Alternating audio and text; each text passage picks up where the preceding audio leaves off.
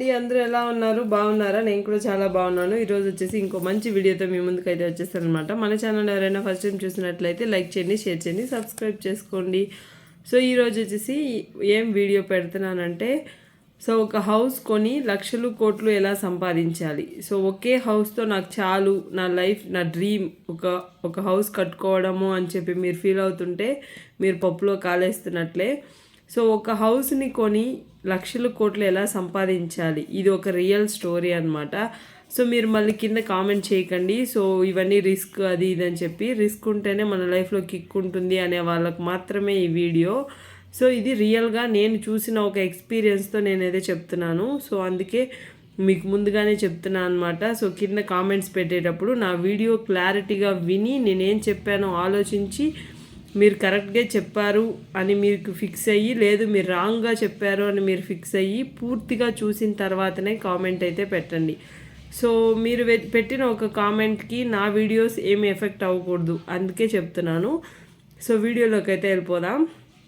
ఒక హౌస్తో ఆగిపోకుండా మీరు చాలా వరకు లక్షల కోట్లు ఎలా సంపాదించుకోవాలో ఈ వీడియోలో చూడండి. ఒక హౌస్ని మీ డబ్బుతో కట్టుకోండి, అంటే మీ దగ్గర ఉన్న డబ్బుతోనే ఒక హౌస్ని కన్స్ట్రక్ట్ చేసుకోండి. ఆ తర్వాత ఆ ల్యాండ్ డాక్యుమెంట్స్ని బ్యాంక్లో పెట్టేసి లోన్ తీసుకోండి.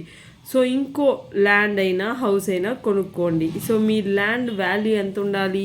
80 lakhs. అంటే మీరు మీ ఎస్టిమేషన్ ప్రకారం మీరు ఎక్కడ కొనుక్కోవాలనుకుంటున్నారు? ఒక మెట్రోపాలిటన్ సిటీలో కొనుక్కోవాలనుకుంటున్నారా, లేదంటే ఒక చిన్న సిటీలో కొనుక్కోవాలనుకుంటున్నారా, లేదంటే రోడ్ సైడ్ ఎక్కడైనా కొన్ని ఇల్లు కట్టుకోవాలనుకుంటున్నారా? ఇలాగ ప్లాన్ చేసుకోండి.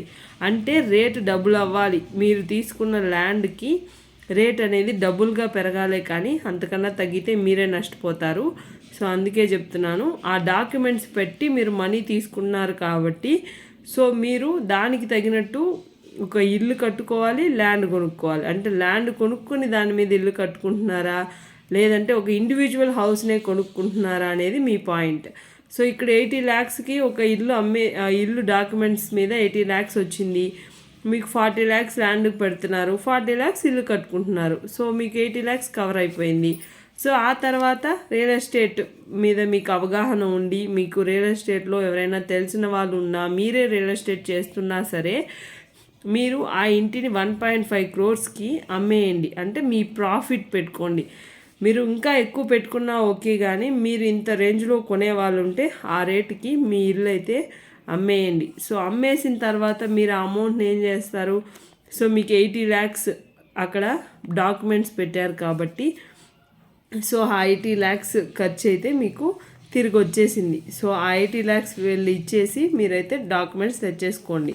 ఆ తర్వాత మీకు లాభం ఎంత? 70 lakhs లాభం. సో 70 lakhsతో ఇంకో ల్యాండ్ కొనుక్కోండి. అంటే లోన్ తీసుకున్న అమౌంట్ని మీరు రీపే చేసిన తర్వాత మీకు 70 lakhs మిగులుతుంది కాబట్టి సో మీరు ఆ 70 lakhsతో ల్యాండ్ కొని ఇల్లు కట్టుకోండి. సో ఇలా ప్లాన్ చేసుకోండి. అలా అన్నప్పుడు మీకు మంచిగా మనీ అయితే మీకు లక్షలు ఎందుకు కోట్లు అవుతున్నాయి, చూస్తూ ఉన్నారా? సో ఇలా ప్లాన్ చేసుకోండి. ఆ తర్వాత 80 lakhs బ్యాంకుకి మనీ కట్టేస్తారు కాబట్టి 70 lakhsతో మీరు ఇంకో హౌస్ కట్టించుకోండి. సో మీరు ఇంకా కామెంట్ పెట్టకండి ఈఎంఐలు ఏం చేయాలి, మీరు మీ తాత వచ్చి కడతాడా, ఇంట్రెస్ట్ ఏం చేయాలి అన్నట్టు మెసేజ్ చేయకండి. సో ఇంట్రెస్ట్ మనమే కట్టాలి, మన తాతలు వచ్చి కట్టరు, వాళ్ళు చనిపోయి ఉంటారు. సో అందుకే చెప్తున్నాను. సో 70 lakhsతో మీరు మళ్ళీ ఇంకో హౌస్ కట్టించుకోండి. సో మీకు ఆల్రెడీ మీ ఓన్ హౌస్ ఉంటుంది, ఒకవేళ అందులో రెంట్స్ వస్తున్నాయి, మీకు ఇంకేదైనా ఇన్కమ్ వస్తుంది. సో ఆ ఇన్కమ్తో మీరు ఇంట్రెస్ట్ను కూడా కట్టండి. లక్షలు కోట్లు ఊరికే రావండి. సో డేర్ చేస్తే వస్తాయి. సో ఇలా ఒక ప్లానింగ్ అనేది నేను చెప్తున్నాను అంతే. మీరు దీన్ని పాటించండి. మీ డాక్యుమెంట్స్ తీసుకెళ్ళి బ్యాంక్లో పెట్టేసి డబ్బులు తీసుకొచ్చి మీరు ఇల్లు కట్టుకోండి అని నేను చెప్పట్లేదు. సో ఒక ఐడియా ఇస్తున్నాను అంతే. నాకు తెలిసిన ఒక లైఫ్ జర్నీని నేను మీతో షేర్ చేసుకుంటున్నాను. సో అంతే తప్పించి మీరు చెయ్యండి నేను ఎక్కడా చెప్పట్లేదు. సో ఆ తర్వాత 70 lakhsతో మీరు మళ్ళీ ఇంకో హౌస్ని కట్టించుకోండి. సో ఆ హౌస్ని కూడా అమ్మేయండి.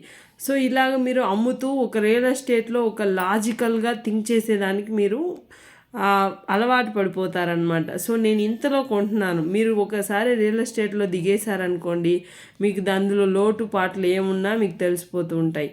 మీకు అందులో చాలా వరకు పరిచయం అవుతారు, బయట వాళ్ళు పరిచయం అవుతారు, మీకు మంచిగా అక్కడ ఫ్రెండ్షిప్ కూడా మీకు డెవలప్ అవుతూ ఉంటుంది. సో వాళ్ళ మెంటాలిటీ ఎలా ఉందో మీరు మైండ్లో పెట్టుకుంటారు కాబట్టి సో మీకు ఒక సర్కిల్ లాగా ఫామ్ అవుతుంది. మీకు ఎలాంటి ఖర్చు లేకుండా మీ అమౌంట్ అయితే 1.5 కోటి అయితే వచ్చేస్తుంది అనమాట. సో మీకు 80 lakhs లాభం.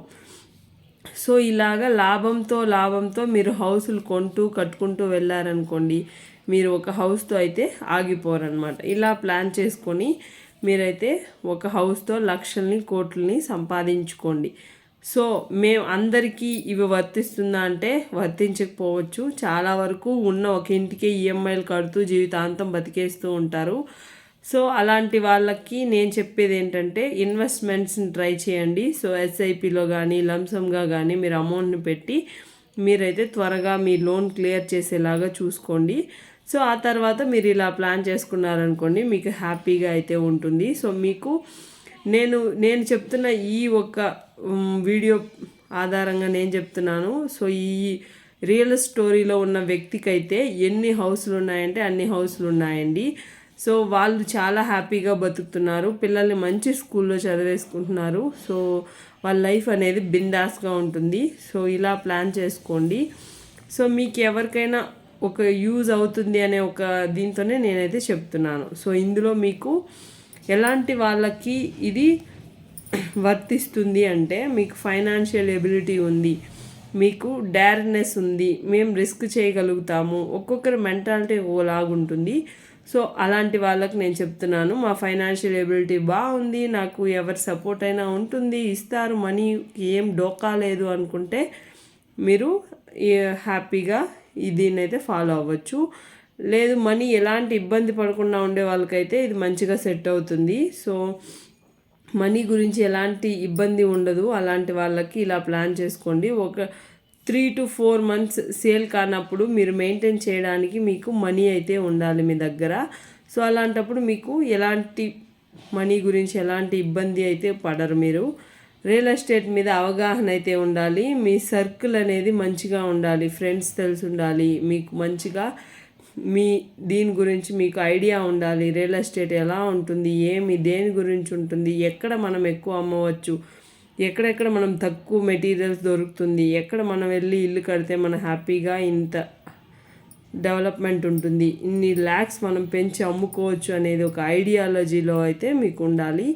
సో ఇవన్నీ ఉంటే మీకు హ్యాపీగా ఒక హౌస్ని కొని లక్షల కోట్లు హ్యాపీగా సంపాదించుకోవచ్చు. సో మనీ ఎవరికి ఊరిక రాదు కాబట్టి సో ఆ మనీ పెట్టేటప్పుడు ప్రతి ఒక్కటి మీరు ఆలోచించుకొని చేయండి. So enjoy the life. Thank you అండి, ఇంతవరకు చూసినందుకు థ్యాంక్ యూ, బాయ్.